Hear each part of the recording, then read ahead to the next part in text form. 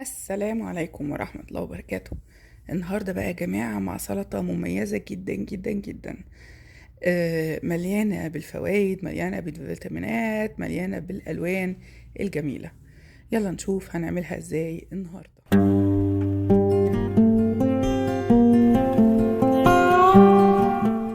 هجيب بقى بول كبيرة كده ازاز حلوة عشان تبين المكونات اللطيفة بتاعتي، واجيب القطاعة بتاعتي، واجيب سكينة تكون مشرشرة وتكون حامية. نشوف اول مكون عندي النهارده هحطه في السلطه بتاعتي الجميله دي ايه. اول حاجه النهارده هستخدمها يا جماعه هي الخيار. هغسل لي كده خيارتين حلوين وانضفهم كويس، ونبدا نقطعهم كده تقطيعه طوليه 4، يعني اكني بقسم بالطول ل4 اجزاء. وبعدين نبدا بقى نقطعها. السلطه بتاعتي دي يا جماعه بتعتمد على تقطيع على صغير، مش عايزه تقطيع على كبير. هنقطع بقى زي ما انتم شايفين كده مكعبات صغننة من الخيار لحد ما نخلص الكمية بتاعتي كلها.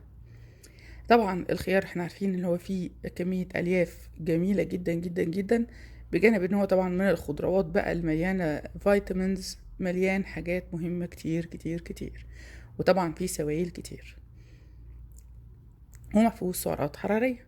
تاني حاجة عندي وهي الطماطم. الطماطم بتاعتي يا جماعة النهاردة انا مختارة، شايفين جامدة ازاي كده؟ تمام. لو الطماطم بتاعتي حسيت ان هي جوسي كده من جوه وفيها عصاره من جوه، هبدا اقورها من جوه، يعني اقورها من جوه بمعلقه صغننه، وابدا اشيل القلب بتاعها عشان انا مش عايزه في الصوص بتاعي بتاع السلطه دي يكون فيها طعم طماطم صوص.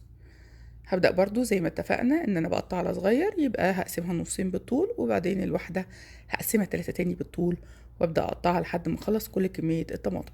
طبعا يا جماعه الكميه ديت انا ممكن اضاعفها زي ما انا ما عايزه، يعني انا لو عايزه اعمل ضعف الكميه او اكتر حسب الاشخاص اللي هياكلوا معايا، هزود الكميه بتاعتي. هنا الطماطم عندي كانت حجمها صغير، فانا استخدمت خيارتين حلوين حجمهم كويس، واستخدمت 3 طماطميات صغيرين. هاجي المكون رقم 3 في السلطه المميزه بتاعتي دي، وهو يا جماعه البصل. البصل بتاعي النهارده هستخدم البصل الابيض. طيب انا سامع حد بيقول لي طب انا ما عنديش بصل ابيض، مش هاكل السلطه دي. لا مفيش مشكله، هستخدم البصل الاحمر بس يا جماعه. هقطعه واحطه لوحده في بول كده على جنب، ارش عليه شويه خل واسيبه في الخل بتاعه، عشان انا مش عايزه التيست بتاعته تبقى تيست حاده للبصل في الوصفه. هنقطع كده، انتوا شايفين طبعا اصلا البصل الابيض بيبقى قشوره كده، يعني تحسوا ان هو الطبقات بتاعته بتفصل من بعضها. هنقطع برضو تقطيع صغير خالص على قد ما نقدر. طبعا انا ما تحطوش حاجه في الكبه او الفود بروسيسور وتقطعوا فيها، لا، احنا عايزين السلطه نحس بطعم كل مكون فيها لما يختلط مع بعضه. هنقطع التقطيع بتاعنا، حاسين ان هي محتاج تاني يتقطع كده نكومه كده، بنبدا نقطع فيه تاني، نخرطه زي ما بنقول عندنا في مصر كده، لحد ما نوصل للحجم اللي احنا عايزينه، وننزل بيه على بولة السلطة بتاعتنا. كده بقى يا جماعة طبعا اي حد هيشوف السلطة دي يقول ايه ده، دي السلطة العادية اللي احنا بناكلها على طول مع اي اكل. لا يا جماعة، ما تقلقوش، المكون المميز بتاعنا للسلطة النهاردة لسه موجود معانا، وهو الرمان.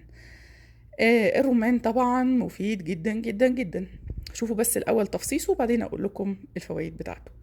بقطع الجزء اللي فوق كده والجزء اللي تحت، وبعدين ابدا اعمله زي البرتقان كده، زي ما احنا بنشيل قشره البرتقان بالطول كده، اقطع فيه القشره بتاعته بحيث ان هي تبقى تقطعت القشره، وبعدين اقشره بايدي. هتلاقيه طلع في ايديا. اولا هيديني قطع كده من غير ما يبقى فيها التليفات اللي بتبقى موجوده فاصله الرمان عن بعضه، ويبقى بسهوله عندي التفصيص بتاعه، وما تنزلش عندي قطع كبيره من الفواصل بتاعه الرمان. شايفين الجمال؟ الرمان بقى في السلطه دي تحفه تحفه تحفه يا جماعه. جربوها وقولوا لي يعني هتبقى معاكم اخبارها ايه. طبعا زي ما احنا اتفقنا الرمان من الحاجات اللي فيها نسبة حديد عالية جدا، من الحاجات اللي لونها غامق، يعني من الحاجات اللي هي لونها احمر نبيتي. كل ما بنروح للحاجات دي بيبقى فيها انتي اوكسيدنت عالية. الحاجة التالتة طبعا الياف، الياف يا جماعة بالهبل. الحاجة الرابعة سوائل، وهو بصراحة الرمان مجموعة من الفيتامينز المتحركة الموجودة على الأرض في الفواكه، وربنا بعتها لنا. يلا بقى يا جماعة كده ايه، تحسوا خضار السلطة دي قليل شوية؟ طيب نشوف ممكن اضيف ايه. شوية بقدونس ينفع؟ ينفع، هيدي تيست حلو قوي. نغسل شوية بقدونس حلو قوي وننضفهم كويس، وبعدين نجيب مقص الخضار بتاعنا، او المقص العادي، اي مقص متوفر. ما عندكمش مقص يا جماعة قطعوه على القطاعة عادي، بس هنقطعه برضو تقطيع صغير قوي. نبدأ كده نقطع تقطيع صغير للبقدونس اللي موجود عندنا، ونبدأ نضيفه على السلطة بتاعتنا. طبعا البقدونس لا غنى عنه في أي سلطة من السلطات اللي طعمها بيبقى حلو كده وتيست جميل. خلصنا البقدونس بتاعنا يا جماعة، تبقى كده مكونات السلطة كلها موجودة. هحتاج بقى ايه يا جماعة؟ هحتاج اعمل دريسنج للسلطة دي. تابعوا معايا وشوفوا الدريسنج هعمله ازاي، لان مهم قوي طريقة الدريسنج، وان اخلط الحاجات على بعضها، ما احطش كل حاجة لوحدها على السلطة عشان التيست بتاعت السلطة تبقى كويسة. نقلب كده المكونات كلها على بعضها، بحيث ان كل الحاجات يعني لو حد اخد اي معلقة تبقى فيها كل المكونات بتاعتي. هاتوا طبعا معلقة يا جماعة وقلبوا، انا استسهلت وقلبته بالمقص بتاعي. نقلب كل المكونات كده بسهولة وبساطة. شايفين الألوان ممتعة